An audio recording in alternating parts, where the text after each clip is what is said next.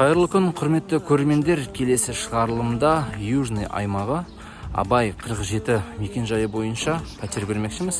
Пәтеріміз 2 бөлмелі, 5-ші қабатта орналасқан, ортаңғы бөлікте жақсы ремонтпен.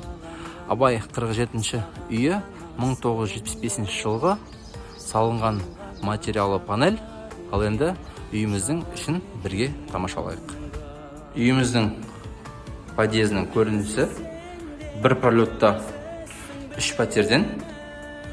Пәтеріміз ортаңғы бөлікте орналасқан. Турамызда қонақ күту бөлмесі. Пәтеріміз 43 шаршы метрді құрайды. Үшіндегі орта. Мына тұста үйіміздің жатын бөлмесі орналасқан. Мына тұста үйіміздің санитарлық торап орналасқан. Әжетханасы.